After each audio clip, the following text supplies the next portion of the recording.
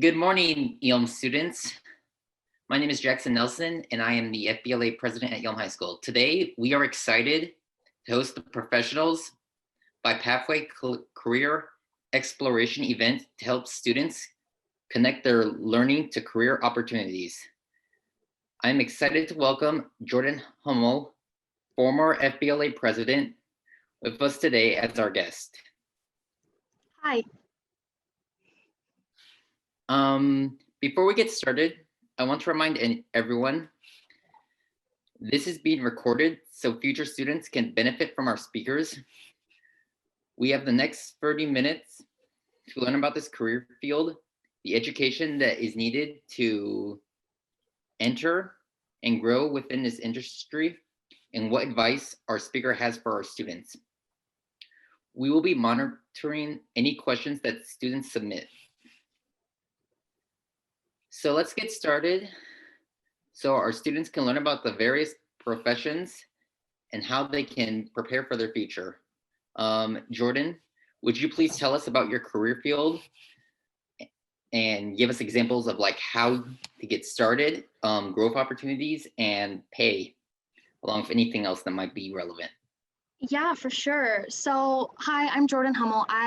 Just as some background, I graduated from Yelm High School in 2017. I was FBLA president and FFA president my senior year, so I was really involved. I've wanted to be a teacher since I was 10. So if you didn't know this is about teachers, there you go. And so it really took me until high school to really find what I was passionate about, what I wanted to teach and all that. And I will say it's kind of a different pathway for everyone.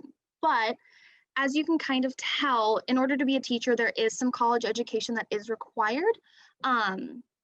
So kind of the traditional route that most people take, especially kind of in the state of Washington, is you go to a four-year institution and you're in the education program. That can vary based on what you want to teach. So for me, I'm an agricultural education major, so that's been the path I've studied. Other people who are currently student teaching with me are math majors with this education endorsement, that sort of a thing. So you are majoring in the education and the content area that you are looking to pursue a job in. So that's, like I said, kind of your traditional route. You go throughout your 4-year or however long that is undergraduate career. An undergraduate is basically your basic level of college, and then graduate is above that in a master's or doctorate degree. So that's my path. However, there are other options. So let's say you major in something like math when you're at college and you're really passionate about it, and you decide later on, oh, I would love to be a teacher. I think that sounds fantastic. There is a thing called the Master's in Teaching.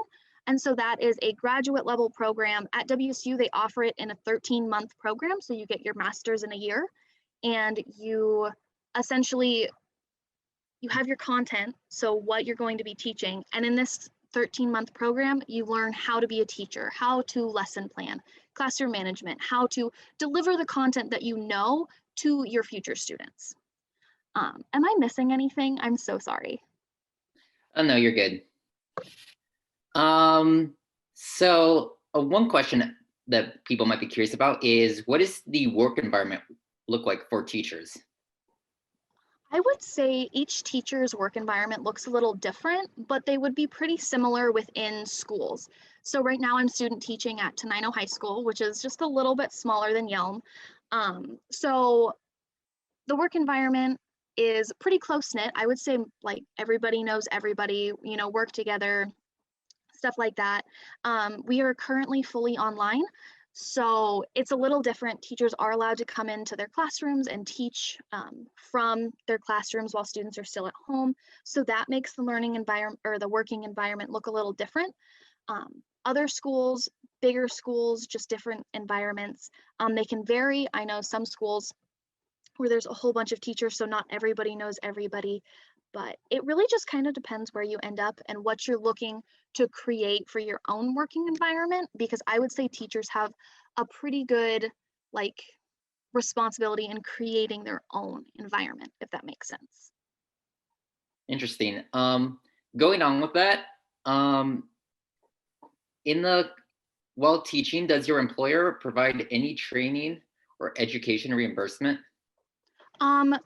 So it Training, yes. Education reimbursement probably depends on the school district that you get hired at. So with education and with teachers, typically before each school year, so the week before or so, there are things either called professional development days or in-service days, just varies on where you're at, what they're called.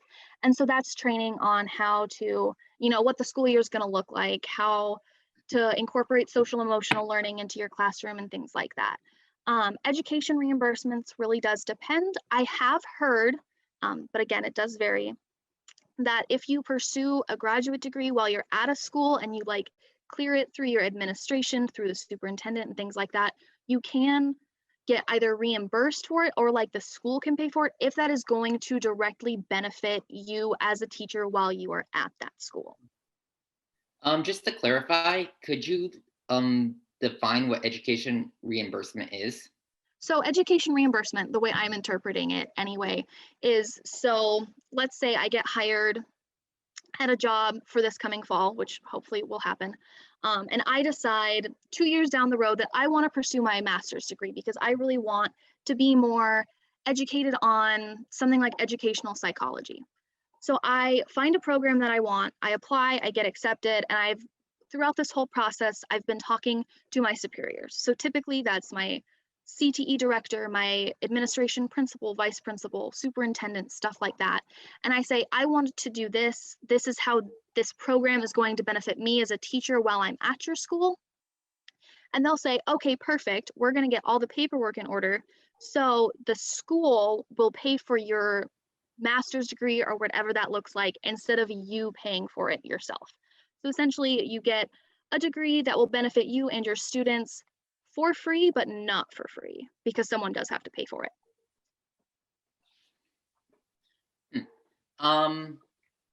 Let me see. What do you love most about your work? What I love most about it, especially right now, is getting to make connections with students because as we all know, this time, what we're all going through is weird, unprecedented, and it's different. A year ago, I don't think any of us imagined that we would be Zooming for classes all day. And so I've really found, especially over the last couple months that I've been student teaching, is I really love being able to see kids and make those connections and like have those conversations where they like, this made me feel a lot better. Thank you so much for being there or helping. Or even just kind of that moment of recognition where they're like, okay, now I actually do understand what you're talking about when I didn't 5 minutes ago.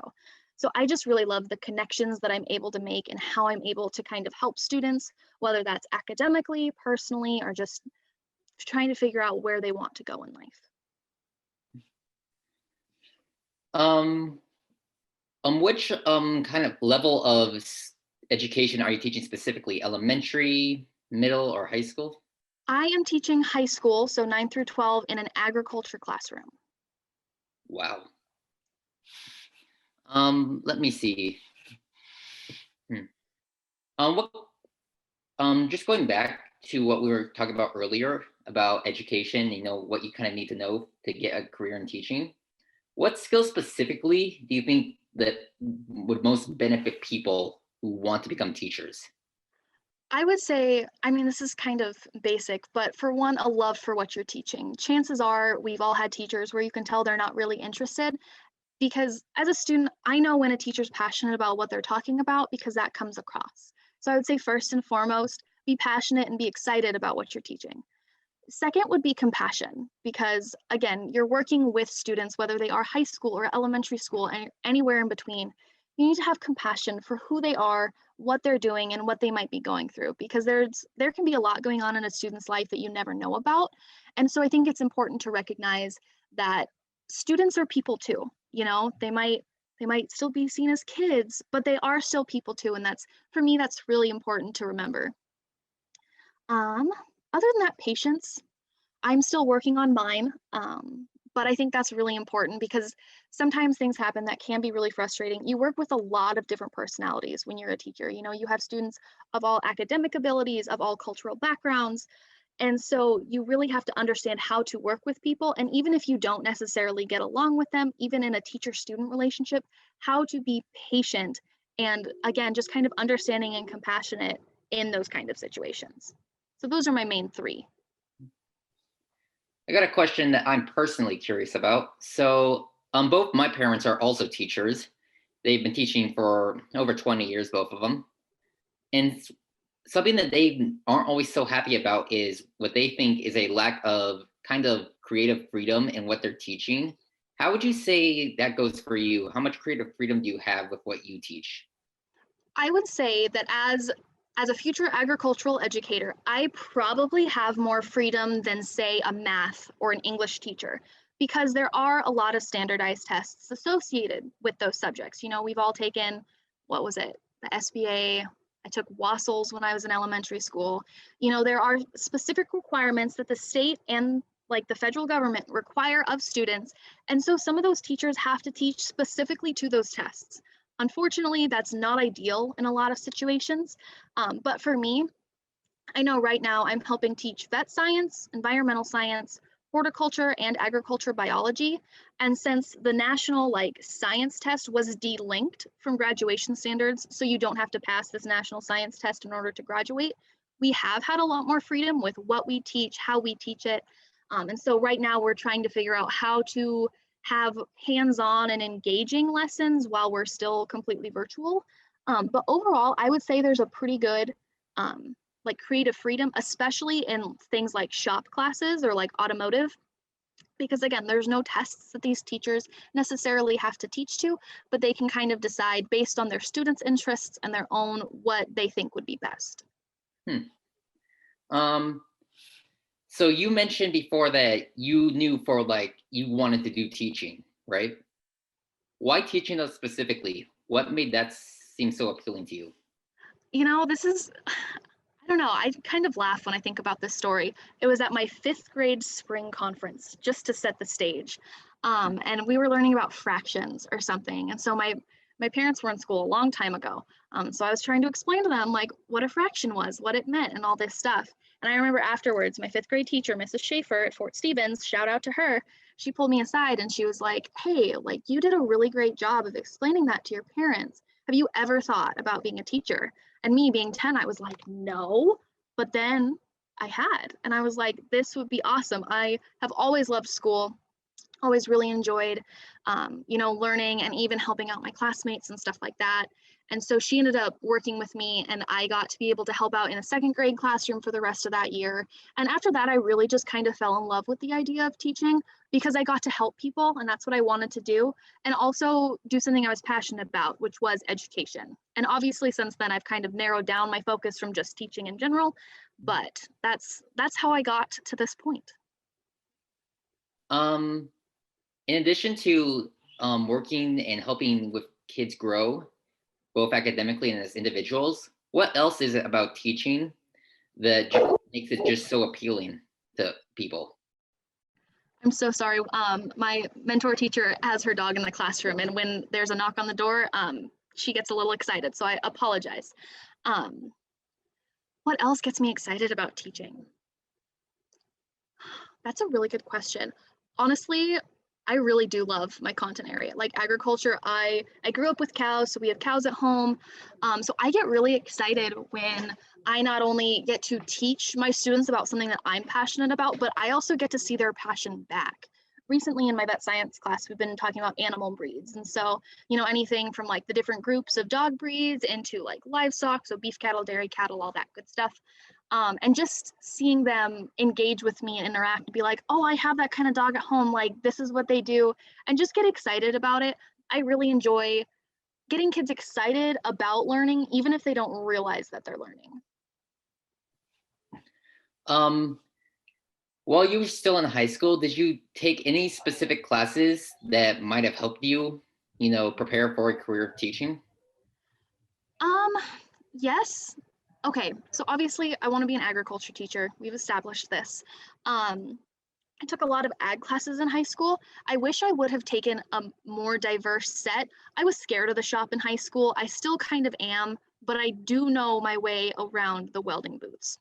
Um, so I would say that yes, a lot of the classes I took that have helped prepare me were my content classes because, you know, going into college and learning more about it, I had that basis of knowledge where, you know, when they talked about a specific type of greenhouse frame, I was like, oh yeah, I remember learning about that in high school. But overall, I would say all of my classes kind of helped because each teacher has a different teaching style, different classroom management, and they really vary in how they teach, what they teach, the type of activities they do. And so I would say they all really helped me just kind of explore different methods and kind of see what works and what doesn't, but understand that different things work differently for different people. I said different a lot of times in that, I'm sorry. Jackson, can I interrupt for 1 second?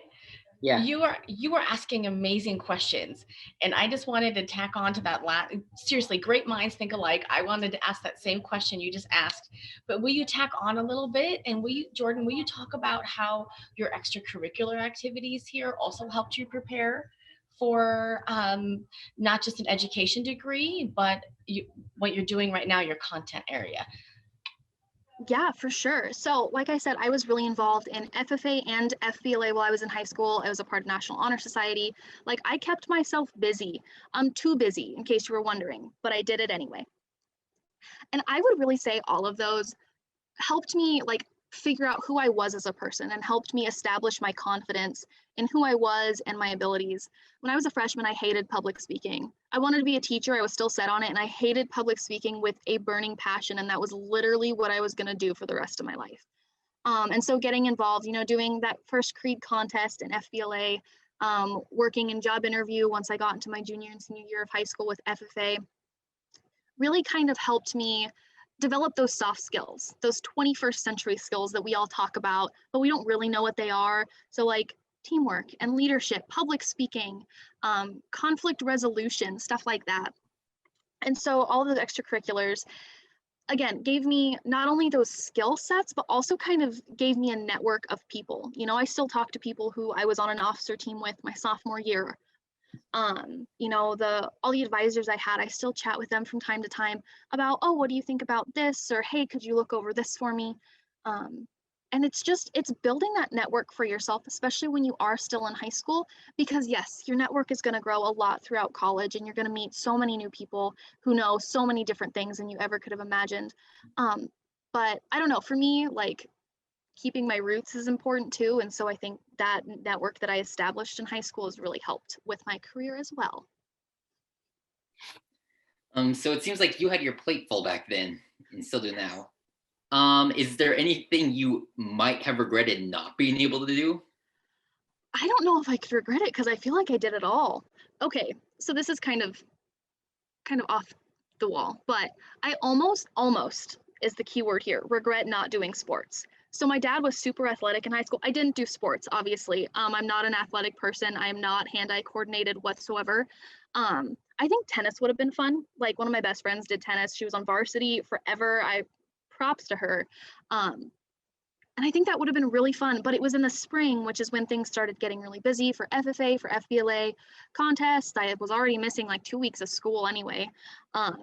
So I regret not doing sports, but I also don't regret it because I know that I was able to focus my energies elsewhere. And I really think that would have been too much. That would have been my tipping point.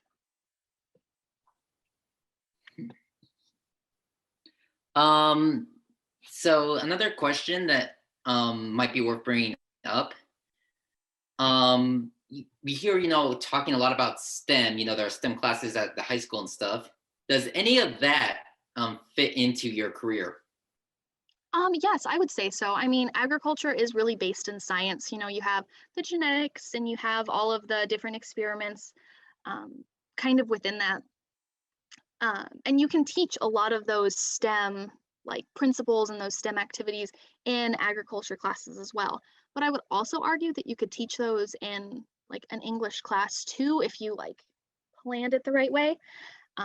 I definitely do think STEM has a really big place in education, but I also understand that there are a lot of other different areas outside of STEM that students can really find their place in, like all the arts. I'm not an artistic person either. I give so much credit to art teachers because I could not imagine. My mom laughs at my stick figures to give you like a concept of this. I'm not artistic, but looking at some of the art, like some of the stuff people like pay millions of dollars for, that is amazing. And the fact that there are people out there who can create stuff like that, I think it's fantastic. That went really off topic. I'm sorry. No, you're fine. Let me see, what else? I have a question, Jackson, if that's okay. Sure. When you obviously knew you wanted to go into education. Mommy. Oh, come and say hi here. Hang on, Jordan. We have a special visitor. Hi, Mom. Mom, how are you? I haven't seen you since like 5 o'clock this morning. She said, hi, how are you? She said, I haven't seen you since 5. I have my earbuds in, so she can't hear you. Okay. Hi, Mom. I'll see you later, hon. Okay, bye, Mom. Oh, I love that cameo. That's so perfect. Awesome. That was my favorite. Oh my gosh. All in the family, right? I know. Yeah. Thank you for telling me. I love that. So when you were looking at your possible colleges of where to go, maybe you can hear me better if I do this. How did you start your college search? Did you know you wanted to go to Wazoo for sure? What other schools did you look at?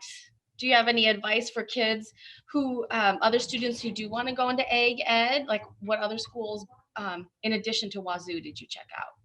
I would say just for anyone thinking about going to college in general, find somewhere that's right for you. So the 3 schools that I really looked at, I knew I wanted to go into ag ed since about my sophomore year, so I kind of had an idea. So I applied to WSU, I applied to University of Idaho and Montana State University. One of my best friends ended up going to Montana. She absolutely loved it. She graduated last semester, like is absolutely killing it. And what really changed my mind or solidified my decision was scholarships. And I know you're like, but you just said, yes, do what's best for you in a lot of different ways. I don't know if WSU would have been my first pick aside from scholarships, because I really didn't know what was there. One of my cousins went to University of Idaho, so I was really highly considering that. And so when I first started my search, I'm like, okay, I want to stay in the Pacific Northwest somewhere, preferably, so I can still go home if I want to, but far enough away that I don't feel like I'm still at home. And that worked best for me. And so WSU is a 6-hour drive, in case you were wondering. You can make it in less, but I don't recommend it.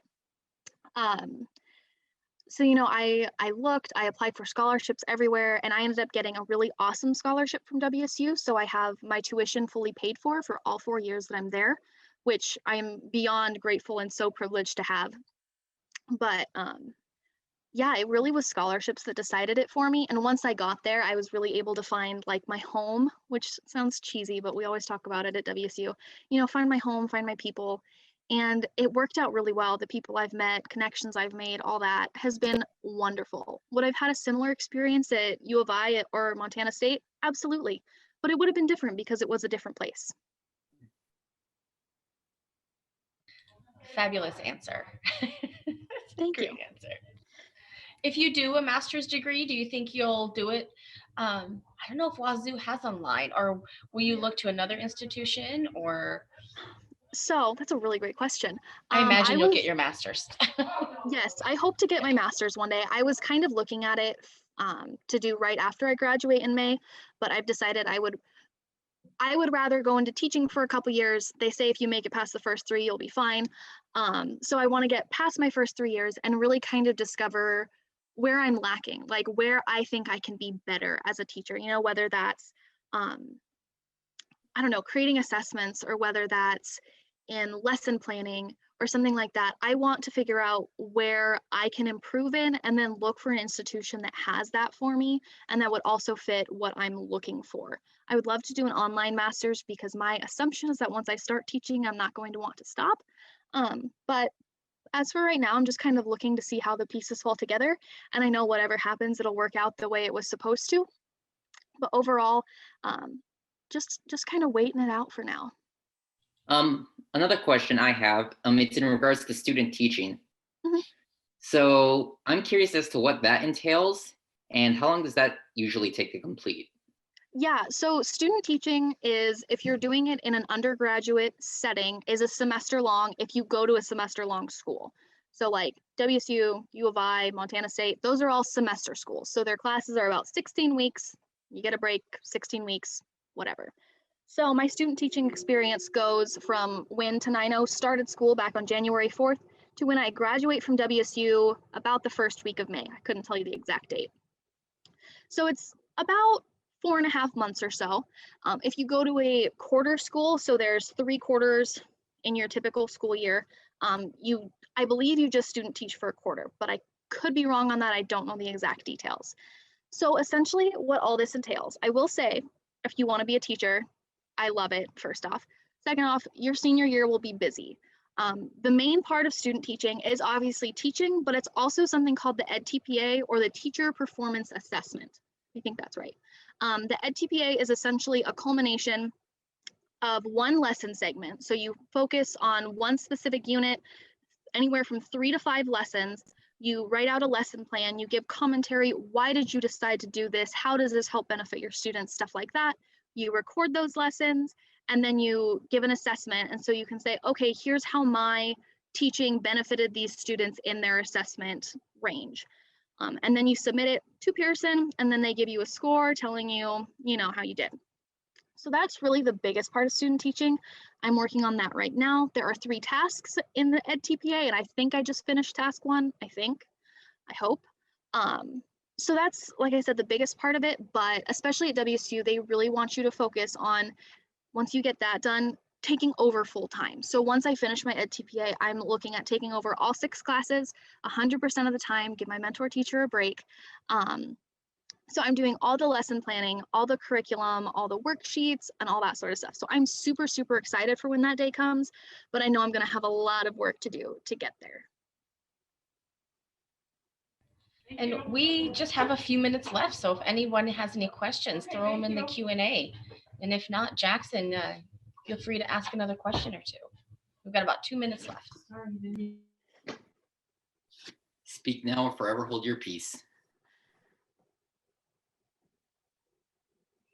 I'm not seeing anything in the Q&A right now. Do you have any last words of advice for our students? I don't know if you know this, we actually have a class this year. Mrs. Hull is teaching it. It's for futures in education, or careers in education. I can't remember what the exact class is called, but it's for people who want to go into teaching. Careers in ed, that's what it's called. Yeah, she actually, again, building your network, she actually reached out to me briefly before the start of the school year in September and was talking to me about it. And I gave textbook recommendations, so you're welcome. I don't know, I would say my advice, whether you want to go into education, whether you want to go into something else entirely, is do something that makes you happy, that you can see yourself doing long term, and just makes your life better. Like, I'm so excited to be a teacher, so I can kind of get that, not self-fulfillment, but almost self-fulfillment of, seeing kids grow. I grew so much throughout my time at high school, and I credit that a lot to my teachers. And that's why I want to do what I do. So do some self-exploration, figure out what it is that makes you happy, and then go for it. You want to wrap us up, Jackson? Yeah, unless anyone else has any other questions, that's all we have for today. Jordan, thank you so much for sharing your time with us today and giving some advice on a career in education. Of course, thank you so much for having me.